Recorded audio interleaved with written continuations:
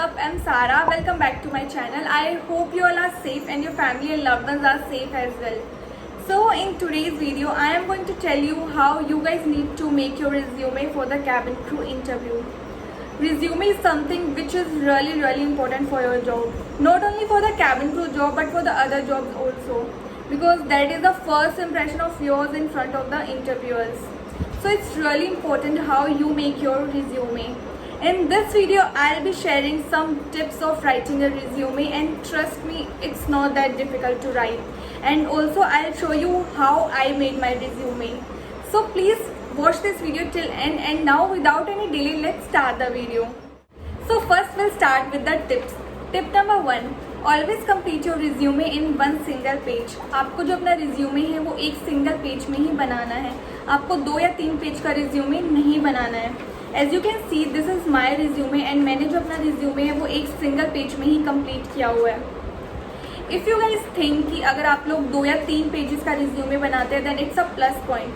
So it's not like that, because as you know कि एक interview के अंदर इतने सारे कैंडिडेट्स होते हैं एंड इंटरव्यू के लिए बहुत ही डिफ़िकल्ट हो जाता है 2 या 3 पेजेस का रिज्यूमे पढ़ना. सो इट्स ऑलवेज रिकमेंडेड कि आप एक ही पेज का रिज्यूमे बनाओ so that interview can easily go through it, and उससे क्या होता है आप सिलेक्शन के एक स्टेप पास आ जाते हैं. Tip number 2, always right your resume in points rather than paragraph. For example, अगर आप अपना एक्सपीरियंस लिख रहे हैं या फिर अचीवमेंट्स लिख रहे हैं then always use bullet points to write it rather than paragraph. Because as I told you कि इंटरव्यू के पास इतना टाइम नहीं होता. इफ़ आप अपना जो रिज्यूमे है पैराग्राफ में लिखते हैं तो बहुत बार ये चांसेस होता है कि इंटरव्यूअर बिना पढ़े ही आपके रिज्यूमे को रख दे, तो उससे क्या होता है आपके सिलेक्शन के चांसेस बहुत ही कम हो जाते हैं. एट द सेम टाइम अगर आप अपना रिज्यूमे पॉइंट्स में लिखते हैं तो वो इंटरव्यू के लिए बहुत ही ईजी हो जाता है पढ़ना. So it's always better to write your resume in points. Tip number 3, always write your resume to the point. Do not explain any point. For example, say अगर आप अपनी कोई भी अचीवमेंट्स लिख रहे हैं, लाइक आप लिखते हैं that I am a basketball player and I won national level championship in basketball from this to this year. Instead of that you can simply write won national level basketball championship in this year. And as you can see कि मैंने भी जो अपनी achievements है वो ऐसे bullet points के अंदर और एक लाइन में कंप्लीट की हुई है. तो इससे क्या होता है जो आपका रिज्यूमे है वो बिल्कुल भी कंजस्टेड नहीं लगता और आपका जो रिज्यूमे है वो एक सिंगल पेज में कंप्लीट भी हो जाता है. Tip number 4, always write truth and relevant things in your resume. I make you understand with an example. See अगर आप लोग अपनी हॉबीज़ लिख रहे हैं एंड आप सोच रहे हैं कि मेरी तो ज़्यादा कुछ हॉबीज़ है नहीं, तो आप 2-3 पॉइंट्स ऐसे ही कुछ भी ऐड कर देते हैं. लाइक आपने लिखा आई लाइक स्विमिंग बट आपको तो स्विमिंग आती नहीं है, तो हो सकता है कि इंटरव्यू में इंटरव्यूअर इस पे आपसे कोई भी क्रॉस क्वेश्चन कर ले like who is your favourite swimmer, और हो सकता है कि आपको उसका आंसर ना आए.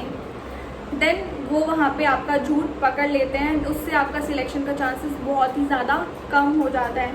सो it's always better to write truth. या फिर अगर आप 1-2 पॉइंट्स कुछ ऐसे झूठ लिखना भी चाहते हैं तो उसे लिखने से पहले आप उसके बारे में पूरी अच्छी तरह से रिसर्च करें सो दैट इंटरव्यू में अगर आपसे कोई क्रॉस क्वेश्चन उस पर होता भी है तो आप उसका आंसर इजीली कर सकते हैं. Point number 5, always check for the spelling mistake. I know एक बहुत ही छोटा सा पॉइंट है बट कभी कभी छोटा पॉइंट भी हमारे ऊपर भारी पड़ जाता है. So it's always a good practice कि अगर आप अपना रिज्यूमे लिख रहे हैं तो एक बार आप उसको अच्छे से चेक कर ले कि उसके अंदर कोई भी स्पेलिंग मिस्टेक ना हो. Last tip, make your resume short, crisp and simple.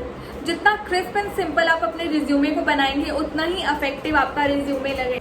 सो ये तो थे कुछ टिप्स. अब मैं आपको बताऊंगी कि आपको रिज्यूमे कैसे लिखना है. So this is how I made my resume. तो सबसे पहले सबसे ऊपर आपको लिखना है अपना नाम. आपका जो नाम है वो आपको कैपिटल लेटर्स में लिखना है और उसका जो फॉन्ट है वो बोल्ड होना चाहिए एज यू कैन सी. और ऊपर आपको रिज्यूमे लिखने की कोई भी ज़रूरत नहीं है बिकॉज इट्स रियली ऑब्वियस कि ये जो है वो रिज्यूमे ही है. उसके बाद आपको लिखना है अपना एड्रेस, देन आपको लिखना है अपना फ़ोन नंबर और उसके बाद आपको अपना ईमेल एड्रेस लिखना है. उसके बाद आता है करियर ऑब्जेक्टिव. उसके बाद आपको अपना करियर ऑब्जेक्टिव लिखना है. आप करियर ऑब्जेक्टिव में क्या लिख सकते हैं, लाइक मैं आपको बताती हूँ जो मैंने लिखा था। Looking for a job that would enable me to use my talent and skills to contribute in an excellence of company which would provide me good opportunities, career advancement and personal growth. तो आप चाहें तो कोई भी ऐसी line आप अपने career objective में लिख सकते हैं, but do not copy the same line. आप चाहो तो इस फॉर्मेट जैसा मैं आपको बता रही हूँ फॉर्मेट को कॉपी कर सकते हैं, बट प्लीज़ कोई भी लाइन कॉपी मत करिएगा। उसके बाद आपको अपनी क्वालिफिकेशन के बारे में लिखना है। So what you will do is आपको ऐसे लिखना है ऊपर एकेडमिक्स, और आप चाहो तो ऐसे टेबल बनाकर भी अपनी क्वालिफिकेशन का डिस्क्रिप्शन दे सकते हैं। मुझे टेबल में ही सही लगता है बिकॉज बिल्कुल भी कंजस्टेड नहीं लगता और बहुत ही नीट एंड क्लीन लगता है लिखा हुआ, और पढ़ने में भी बहुत ही ईजी रहता है। तो आप चाहो तो ऐसे टेबल बना सकते हैं।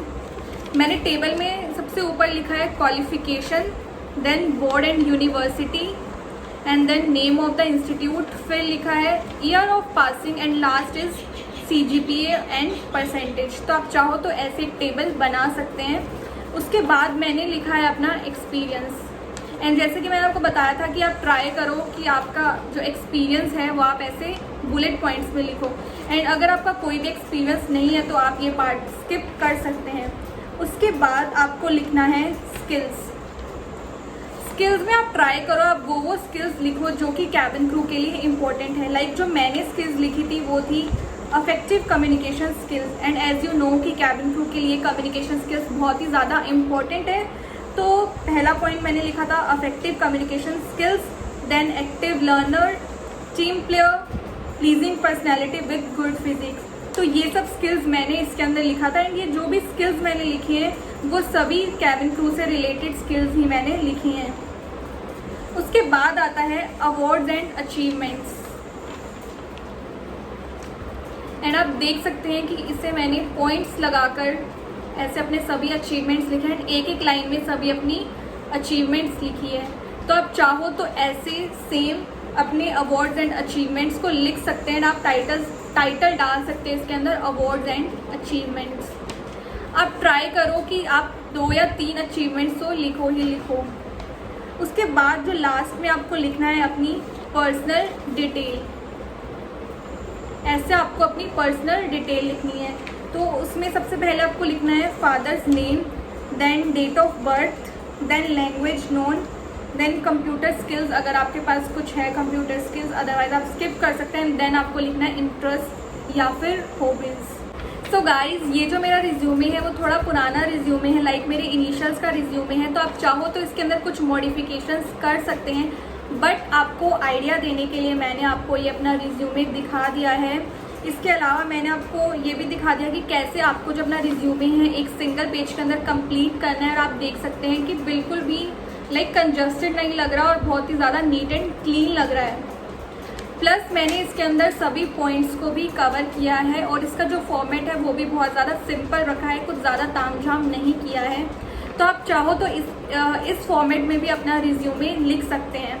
और एक लास्ट चीज़, आप जब भी इंटरव्यू के लिए जाओ तो एक बार अपना रिज्यूमे पढ़ कर जाओ। ऐसे नहीं है कि आपने अपना रिज्यूमे बनाया और आप सीधा चले गए, बिकॉज कभी कभी क्या होता है कि इंटरव्यू आपसे आपके रिज्यूमे से भी क्वेश्चन कर सकता है। लाइक वो आपसे पूछेगा कि आपकी स्किल्स क्या है। तो हो सकता है कि जो आपने स्किल्स अपने रिज्यूमे में लिखी है और जो आप स्किल वहाँ पे बताओ तो वो दोनों अलग अलग हो, तो ऐसा नहीं होना चाहिए। तो इट्स बेटर कि जब भी आप इंटरव्यू के लिए जाओ तो उससे पहले एक बार आप अपना रिज्यूमे अच्छे से पढ़कर। That's all for today guys. I hope you find this video helpful. Other than that, if you have any queries then please comment below, and you can also DM me on my Instagram account. And yes, if you like this video then do not forget to like, share and subscribe my channel, and also hit the bell icon so that you get all the notifications of my videos. I'll see you in my next video. Till then, bye bye, take care.